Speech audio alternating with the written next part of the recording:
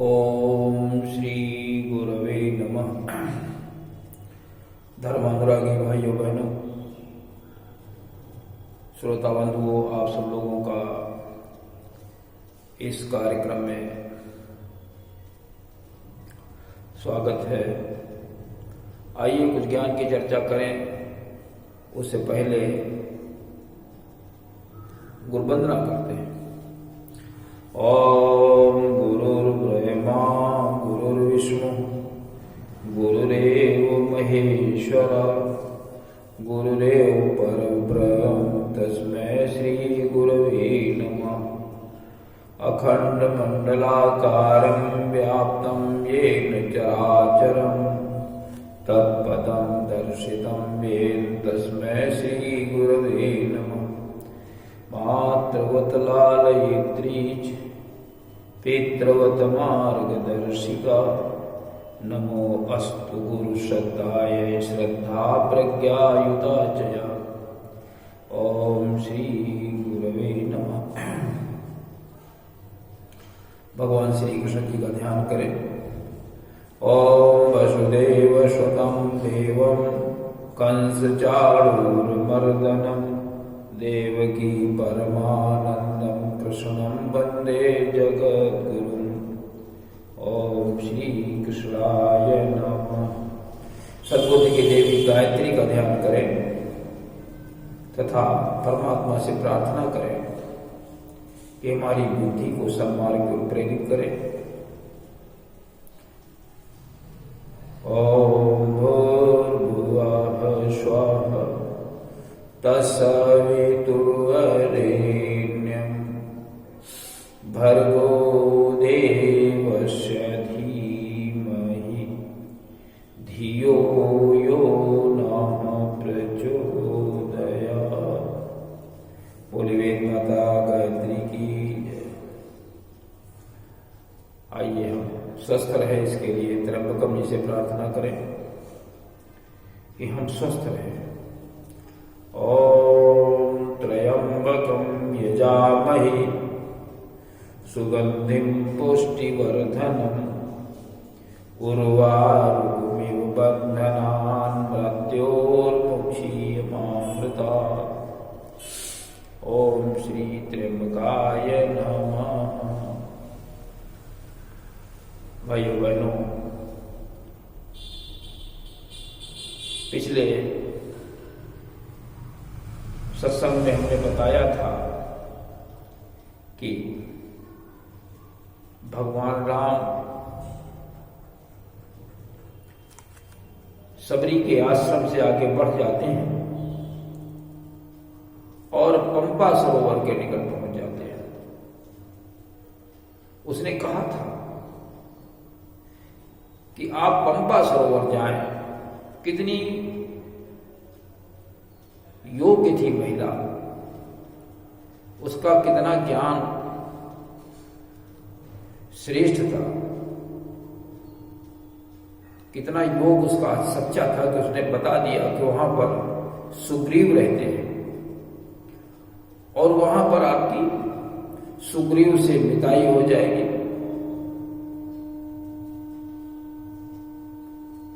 मित्रता हो जाएगी। सुग्रीव भी वहां बाली के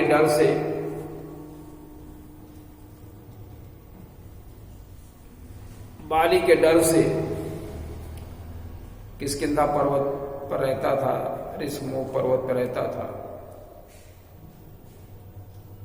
तो भगवान राम पंपा सरोवर पहुंच गए। वहां पर लक्ष्मण जी को शिक्षा भी देते हैं और कहते हैं, देखो कामदेव ने कितनी बड़ी फौज लगा रखी है, कितनी सुंदर बसंत ऋतु है। मालूम देता है कामदेव स्वयं उतर करके आ गया है। कितना रम्य वातावरण बना दिया है, मानो हमें वो लजा रहा है। क्योंकि कामदेव के काम के बस में नारी ही रहती है। तो उसी पर कहते हैं कि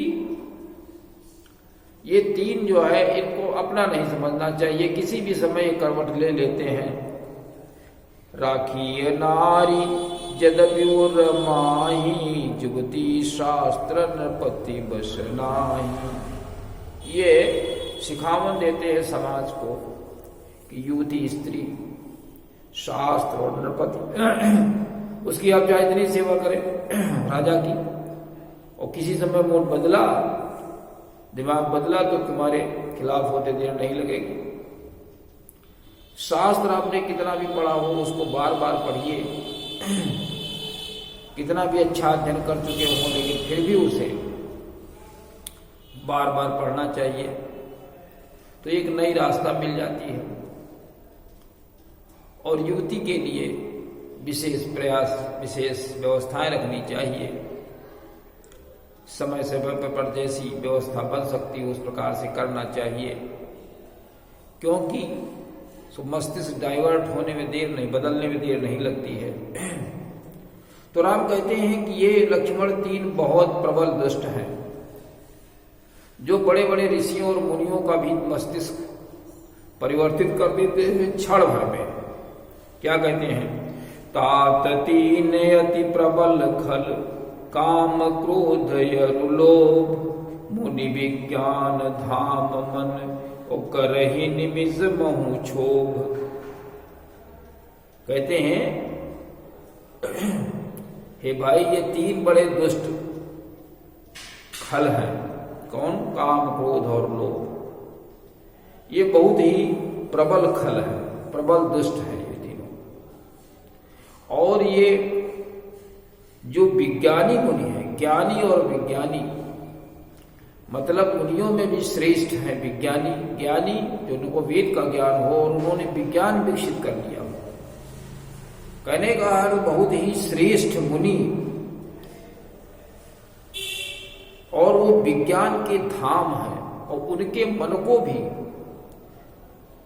एक पल भर में ये सब तीनों क्षुब्ध कर देते हैं। ये तीनों खल ऐसे हैं जो कि किस समय हमला कर दे और किसको कहां पहुंचा दे ये कुछ नहीं पता है।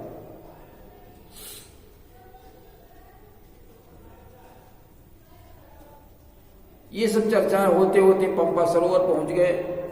देखा बहुत सुंदर सा तालाब है, निर्मल जल भरा हुआ है, बहुत गहरा है जल।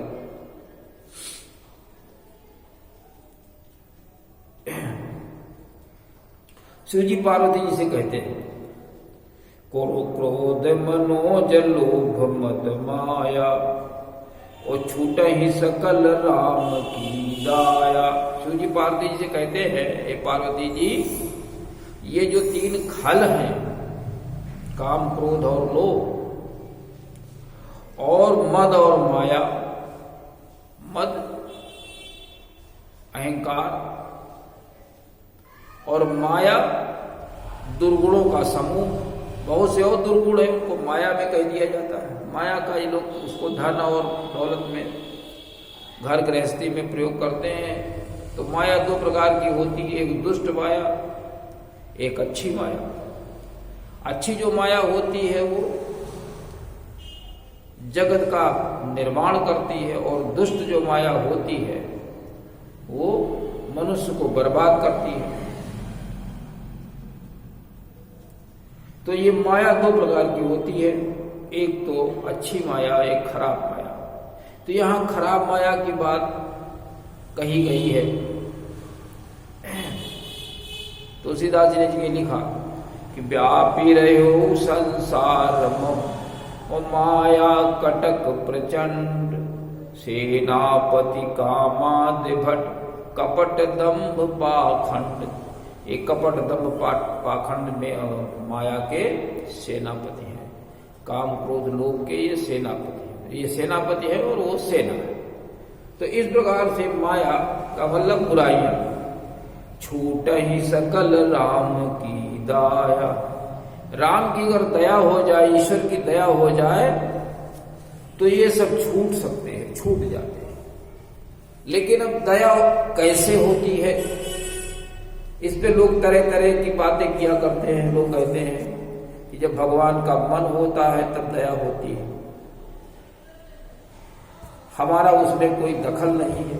लेकिन ऐसा नहीं, भगवान की दया उसी पर होती है जो कोई कार्य करता है भगवान का, ईश्वर का कार्य, ईश्वर के साथ में जो जुड़ करके चलता है, ईश्वर की उसी के ऊपर दया होती।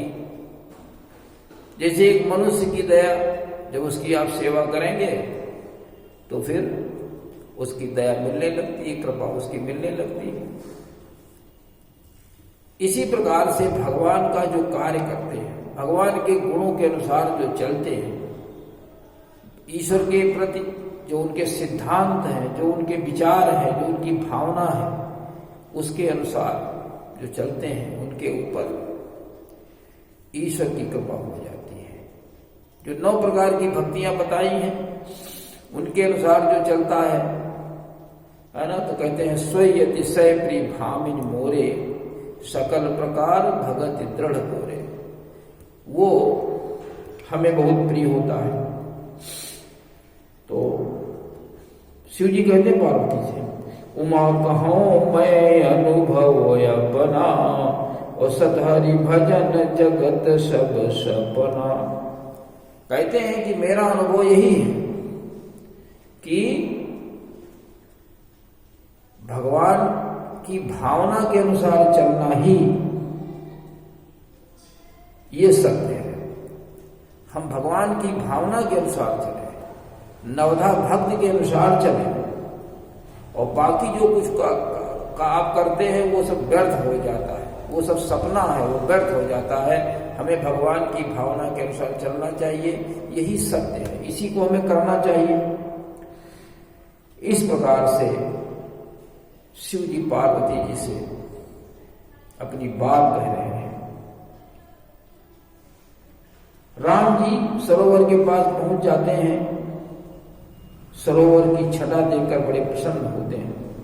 प्रभु पुनि गए सरोवर तीरा, और पंपा नाम सुबग गंभीरा। बहुत ही गहरा जल भरा हुआ है और उसका नाम पंपा सरोवर है। और लक्ष्मण से कहते हैं कि इसमें जितनी भी छोटी बड़ी छोटी सब मछलियां बहुत सुख का अनुभव कर रही हैं, क्योंकि इसमें अगाध जल भरा हुआ है, पानी की कमी नहीं।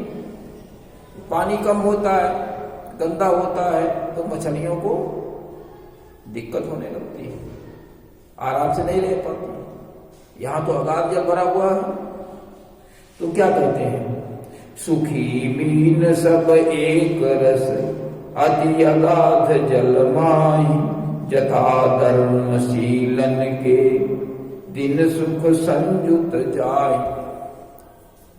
जैसे धर्मशील जो लोग होते हैं, उनके जो दिन हैं वो सुखपूर्वक व्यतीत होते हैं। बड़ी ही अच्छी बात भगवान राम ने कही।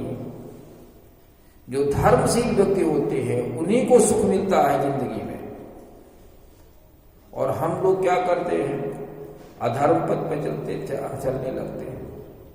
झूठ बोलना, चोरी करना, काम क्रोध लोभ के वशीभूत होना, दूसरों को परेशान करना, ये सब अधर्म पथ है। धर्म पथ क्या है, अहिंसा सत्यमस्तेयम, काम क्रोध लोभ भूत प्रीहितेहाच धर्मोयम सार्वणिक। सभी लोगों का एक ही धर्म है, काम क्रोध लोभ से दूर रहे, सत्य बोले, चोरी न करें, हिंसा न करें, और परोपकार की भावना हो। ये जो पथ होता है ये सब ये धर्म का पथ है। इस पे जो चलता है उसको जीवन में सुख ही सुख प्राप्त होता है। वही तो कहते हैं, यथा धर्मशीलन के दिन सुख संयुत जाए। ऐसे लोगों का जो जीवन है वो सुखमय व्यतीत होता है। भगवान राम ने सुंदर जल देख करके उसमें स्नान किया। उनकी जो थकान थी वो दूर हो गई, बहुत सुख मिला। लिखते हैं तो तुलसीदास जी, देखी राम अति रुचिर तलावा, मज्जन की न परम सुख पावा। बहुत आनंद मिला। लक्ष्मण के साथ बैठे हुए थे, ज्ञान विज्ञान की चर्चाएं कर रहे थे।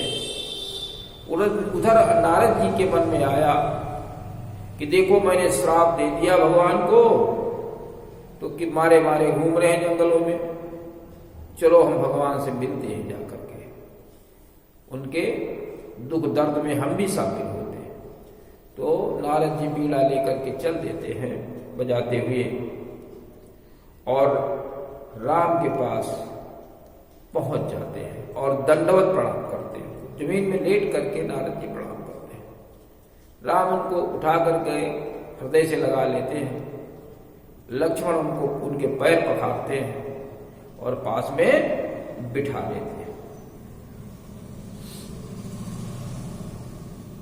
राम की बहुत सी स्तुतियां की, प्रसन्न किया, और बाद में कहा मैं एक आपसे वर मांगना चाहता हूं, आप देने के लिए अगर तैयार हो जाएं तो हम मांगे।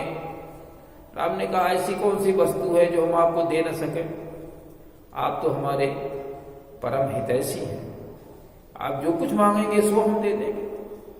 तो वो क्या कहते हैं कि आपके बहुत से नाम हैं, आपके बहुत से नाम हैं जिनका वेदों में गान किया गया है, लेकिन हम चाहते हैं जो ये राम नाम है ये सबसे श्रेष्ठ गिना जाए।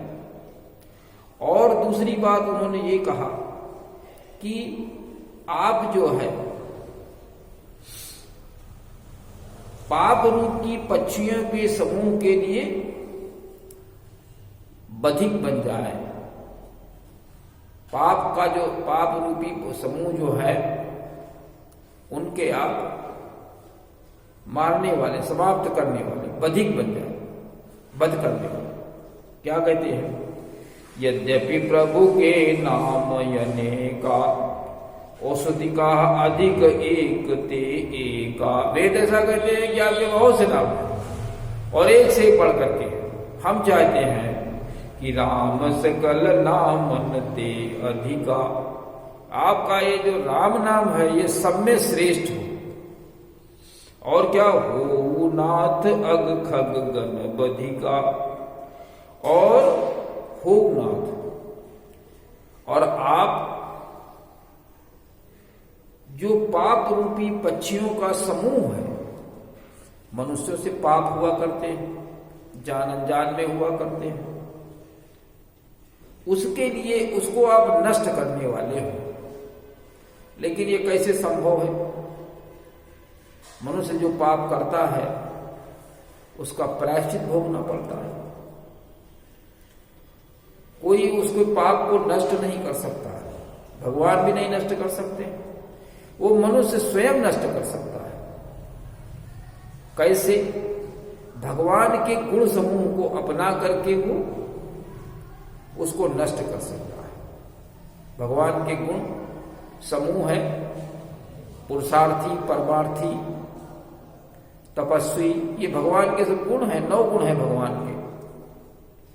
उनको अपना करके मनुष्य अपने द्वारा ही उन पापों को नष्ट कर सकता है। उसमें यह है परमात्मा का सहयोग मिल जाता है तो वे आसानी से नष्ट हो जाते हैं। हो नाथ अघ खग गण बधिका, इस प्रकार से उन्होंने कहा। भगवान राम कहते हैं ठीक है, ये 2 वर मांग लिए। यद्यप पुस्तक में दूसरे ढंग से लिखा गया है, लेकिन अगर नाम से होता, नाम से हो नहीं सकता, क्योंकि ये मनुष्य के कर्म से संबंधित है। नाम जब से पाप समाप्त नहीं होता है किसी भी कीमत में। तो वो कहते हैं, राम कहते हैं एवं मस्तु कह दिया। एवं मस्तु मुनि सन कहो, कृपा सिंधु रघुनाथ, तब नारद मन हर्षयति, प्रभु पद नाय मात। भगवान राम को प्रणाम किया और आगे की ओर चल दिए। इसका अर्थ ये हुआ आज के सत्संग में कि भगवान राम के गुणों के अनुसार हम चलें, उनको सतत सुने, जीवन में उनको उतारें, तो उसी से कल्याण होने वाला है। अन्य कोई उसका रास्ता नहीं है। और भगवान ईश्वर के प्रति श्रद्धा बनाए रखें, विश्वास बनाए रखें और भगवान का जो धर्म पथ है, भगवान का जिसलिए जन्म हुआ है, उनका हम सहयोग करके उनके साथ में जुड़ जाएं और अपना कल्याण करें। इसी के साथ में आज के कार्यक्रम को समापन करते हैं। ओम शांति।